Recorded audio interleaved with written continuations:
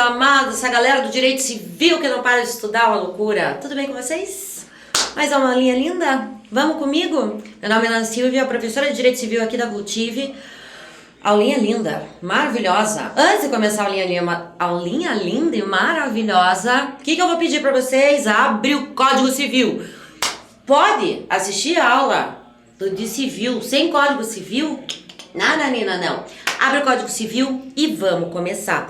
Hoje a gente vai falar sobre os elementos da responsabilidade civil. A gente já sabe que a responsabilidade civil é um ato ilícito. Ato ilícito previsto lá no artigo 186.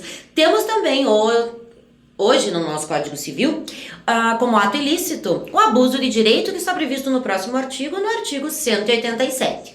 Esses dois elementos são a base da responsabilidade civil. Por que dos motivos? Por que dos motivos é ótimo, né, prof? Se concentra.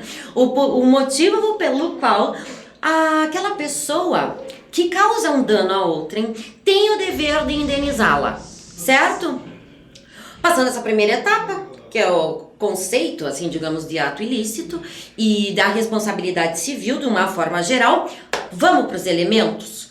Trouxe para vocês 4 elementos para configurar a responsabilidade civil, para ensejar a responsabilidade civil de uma pessoa em relação a uma conduta que causa dano ou prejuízo a outrem. Eu preciso de 4 requisitos. Primeiro deles, ação ou omissão. Ação e omissão de quem? Daquela pessoa que vai gerar, a partir dessa ação ou omissão, a responsabilidade civil.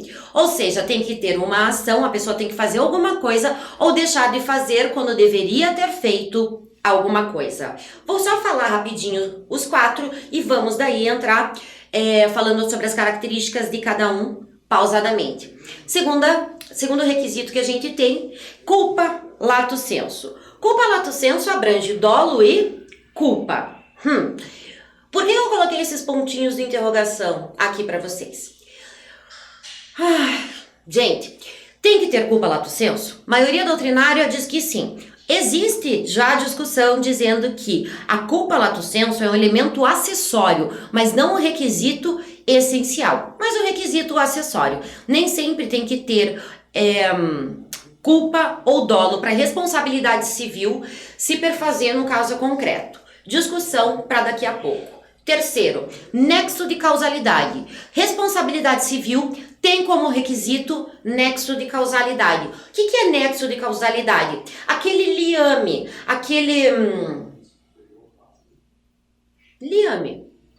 entre a conduta e o dano causado. Se eu não tivesse feito aquela conduta, se eu não tivesse assim agido, aquele dano não seria causado. É isso que significa, pouquinhas palavras, o nexo de causalidade. Quarto requisito, dano. Tem que ter dano? Tem. Tipos de dano, pode ser dano moral, dano material, que também vai ser objeto do estudo lá no finalzinho da aula. Agora a gente sabe por cima ainda quais são os 4 requisitos em relação à responsabilidade civil. Vamos falar sobre cada um deles de forma rápida. Não, de forma pausada, né, gente? Vamos devagar. Voltou. Aqui. A regra geral é que a pessoa faça uma atitude, tenha uma conduta para que possa, junto com os outros elementos, gerar a responsabilidade civil para o ressarcimento do dano causado, certo? Mas existe também a possibilidade, pela simples leitura do artigo 186, o legislador já colocou para a gente, ação ou omissão gera sim dever de indenização. Então, a ação é a regra geral, porém também existe a possibilidade de omissão. A omissão é aquela que eu deixo de fazer alguma coisa quando eu tinha o dever jurídico de fazê-lo, ok? É muito mais difícil a gente comprovar a responsabilidade civil de uma pessoa através da omissão do que a ação. A ação, ele foi lá, teve uma conduta ilícita, causou um dano a outra em responsabilidade, ressarce. Porém, quando eu tenho uma omissão, primeiro, tem que ser uma pessoa que tinha o dever jurídico de ter agido no momento e que não agiu. Segunda, a pessoa que requer, que pleiteia o ressarcimento pelo dano por uma omissão, Tem que também provar que o dano aconteceria de qualquer forma se aquela pessoa tivesse agido. Então, para lá. Na omissão, vamos dar um exemplo? Acho que vai ficar mais fácil para vocês. Exemplo de omissão que cause responsabilidade civil. Curador, tutela, representante de um menor. Ele deveria ter agido em prol do menor, mas não agiu. Ele se omitiu, ficou quieto e causou um dano para aquele menor. Primeiro, tem omissão? Tem. Ele tinha o dever jurídico de interagir? Ele tinha o dever jurídico de prestar uma assistência, de ter uma ação, de fazer uma conduta? Tinha. E agora, ainda, eu vou ter que provar que, se o representante tivesse agido, aquele dano não teria ocorrido para o menor, por exemplo, não causando esse prejuízo por menor. Então veja, aumentam-se o número de requisitos para eu conseguir requerer, fazer o meu pleito de responsabilidade civil, ou seja, acarretando indenização para aquele que fez, que agiu ou se omitiu de fazer, ok? Então veja que a omissão ela é mais difícil de a gente conseguir comprovar, mas existe sim a possibilidade de responsabilidade civil pela omissão e não somente pela ação. Segundo requisito, culpa genérica. Dois tipos, né? Dolo ou culpa. Se você parar para olhar o artigo 186, ele fala o seguinte: todo aquele por ação ou omissão voluntária, por negligência ou imperícia. Voluntário, estamos frente ao dolo. A pessoa age com vontade, ela quer prejudicar um terceiro, ela quer causar o dano àquele terceiro. Por outro lado, continuando a redação do caput do 186, o legislador disse: se não agir de forma voluntária, mas agir com negligência ou imperícia, também vai ter a responsabilidade civil, ensejando assim o dever de indenizar. Então estamos perante a culpa lato sensu, que abrange tanto o dolo quanto a culpa, certo? Gente, isso não deveria estar aqui, vou pular. Ótimo. Dolo. Vamos falar sobre o dolo. Errei o slide ali, desculpa. Vamos lá. O dolo, vocês lembram lá do conceitinho de dolo, lá do direito penal? Conhecer e querer, conhece o que faz e quer o resultado que vai causar através da sua ação. Na verdade, é mais ou menos esse o conceito de dolo. E a gente importa o conceito de dolo lá do direito penal e traz aqui para a parte civil. Tem vontade de prejudicar, é voluntário, é uma ação voluntária. A pessoa sabe que pratica e quer praticar para atingir o seu resultado, que é o dano ou o prejuízo a terceiro. Questão de grau de culpa. No artigo, abre lá comigo, gente, 944 e 945 do Código Civil. Já entramos numa parte falando do dano e após a configuração do dano, a efetiva indenização por aquele causador do prejuízo. O 944 diz que o valor da indenização deve ser medido pela extensão do dano. Como se a gente pudesse colocar no medidor quanta culpa, quanto dolo aquela pessoa teve para alcançar um dano pequeno ou um dano tão grande. Já por sua vez, o artigo 945 diz que se a vítima tiver concorrido culposamente para o evento danoso, a sua indenização será fixada, tendo-se em conta a gravidade da sua culpa em confronto com a do autor do dano. Aqui a gente está falando que o autor da conduta que ensejou o dano agiu com dolo ou com culpa, mas a vítima, aquele que teve um dos seus direitos lesionados, um dos seus direitos colocado à prova, danificado, ele também teve culpa, então o juiz vai ter que colocar numa balança o tamanho da culpa da vítima e o tamanho da culpa ou do dolo do autor do ato ilícito. Põe numa balança quanto que teve, quanto que a vítima acabou por proporcionar involuntariamente, talvez, né, porque a gente tá falando aqui de culpa também, o resultado danoso para ele mesmo. Então veja, a questão da extensão do dano, ela vai ser medida em cada caso concreto. Não existe uma tabela, tem que ver como que o agente agiu, se foi necessário, se não foi, o porquê e assim por diante. Todas as suas especificações. Vamos lá. Quando a gente fala em culpa, a gente tá falando culpa em sentido estrito, tá ok? A culpa em sentido estrito, ela vem em três formas. É um desrespeito a um dever. Eu deveria fazer alguma coisa, eu tinha o dever de cumprir com uma obrigação minha, mas eu não quero, eu não omito, eu fico parada, cruzo os braços e vejo acontecer. Quais são as três formas de culpa? Imprudência, negligência e imperícia. Começando por imprudência. A imprudência é falta de dever de cuidado mais ação. Ou seja, eu tenho uma conduta positiva do agente com falta de dever de cuidado.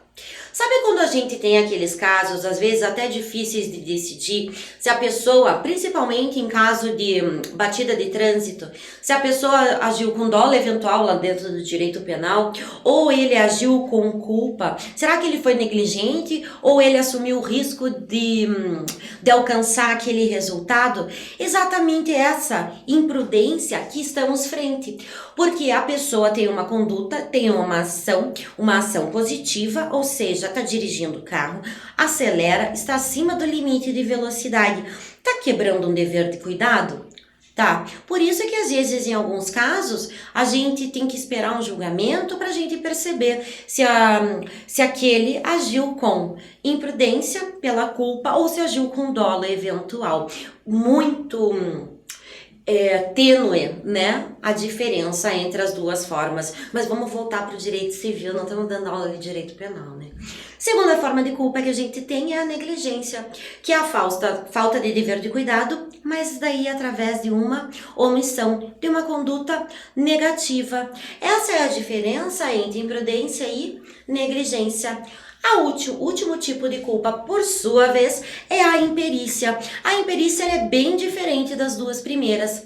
A imperícia é aquela pessoa que não tem uma qualificação necessária, principalmente em relação a uma profissão.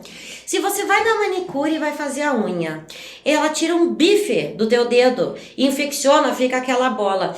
É uma imperícia. Ela deveria ter se qualificado mais para daí começar a entrar no mercado de trabalho, por exemplo. Médico também. Erros médicos, a gente insere a culpa na imperícia. Gente, o que é interessante colocar aqui? A gente está falando sobre os elementos, os requisitos da responsabilidade civil e falou que tem que ter dolo ou culpa. Tem que ter uma ação ou uma omissão juntamente com dolo ou culpa. Daí eu pergunto para vocês, o artigo 936 do Código Civil traz a responsabilidade da pessoa por dano causado por animal. Olha o caput do 936. O dono ou detentor do animal ressarcirá o dano por este causado se não provar culpa da vítima ou força maior. Deixei o portão aberto, meu pitbull saiu correndo, mordeu a perna da vizinha.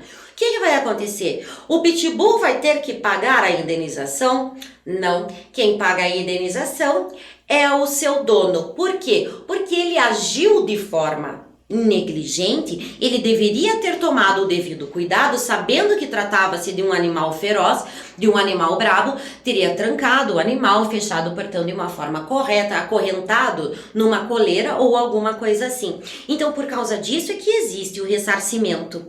Qual é o quanto indenizatório? Falamos agora há pouco em relação a esse nível de culpa que existe. Qual é o quanto indenizatório que deve receber a pessoa que age com negligência em relação ao animal? Veja, vamos voltar ao artigo 944? 944, que fala sobre a extensão do dano. Veja, se ele agiu sem culpa ou por motivo de força maior, a sua responsabilidade pelo 936 vai ser afastada. Porém, se restar comprovado que ele agiu com negligência, ele vai ter sim que pagar uma indenização, um ressarcimento dos danos causados pelo seu bichinho de estimação. Ok? Terceiro requisito da responsabilidade civil, nexo de causalidade. Falei para vocês no comecinho da aula que o nexo de causalidade é o lhame entre conduta e dano, ou seja, aquela conduta, como que ela causa diretamente aquele dano? É essa relação entre causa e efeito. Se eu retirar a conduta daquele caso concreto, aquele dano ainda seria causado ou não? Aqui a gente fica perante dois tipos de responsabilidade. A responsabilidade subjetiva e a responsabilidade objetiva. Responsabilidade subjetiva é aquela que sim, é necessário para sua configuração dolo ou culpa. Somente culpa já é o suficiente. Por outro lado, a responsabilidade objetiva, a pessoa tem o dever de indenizar simplesmente pela conduta que ela praticou. Não há necessidade de comprovação de que esta agiu por dolo ou por culpa. Quarto e último requisito da responsabilidade civil: dano. Regra geral, não existe responsabilidade civil sem dano. Alguma coisa tem que ser lesionada, algum direito da vítima tem que ser lesionado para ocasionar a responsabilidade civil. Sabe por que isso é interessante? O artigo 186 traz pra gente que fala assim: mesmo que o dano seja de ordem somente moral, existe o dever de indenizar. Quando que eu tenho um dano moral? Quando eu acabo por prejudicar um direito da personalidade da vítima. Então eu posso ter no mesmo caso de responsabilidade civil, dano moral e dano material. Existe a possibilidade de unificação desses pedidos no mesmo processo pela súmula 37 do STJ. Posso entrar então contra uma pessoa que me causou um prejuízo estético, moral e material? Eu posso unir todos os tipos de dano numa mesma ação, cobrando assim um ressarcimento ou indenização de dano moral em relação àquele que me causou o dano. Falando em dano moral e dano material, vamos ver que tipos de danos, a classificação dos danos que o Código Civil traz pra gente. Os danos podem ser de ordem material ou de ordem moral. Por sua vez, os danos materiais, eles podem ser danos emergentes ou chamados os lucros cessantes. Vem aqui. O dano material é aquele que causa uma diminuição no patrimônio da vítima. Causa uma diminuição no patrimônio da vítima, ele tem que pagar por alguma coisa que ele já pagou. Por exemplo, existe um dano material? Existe. Pagou em duplicidade porque não parava de ser cobrado pelo credor. Dano material, pagou indevidamente. Bato no carro de um terceiro, o terceiro tem que pagar o conserto. Existe dano material? O terceiro, a vítima teve que desembolsar um valor, ou seja, teve redução no seu patrimônio, então aqui estamos frente a um dano material. Quando a vítima tira o dinheiro do bolso e tem que pagar alguma coisa, estamos frente aos danos materiais emergentes.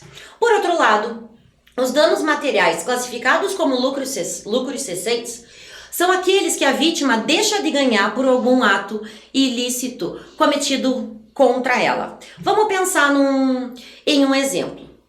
Eu faço um aluguel de uma casa, tá? Eu sou proprietário, o meu inquilino para de me pagar o aluguel.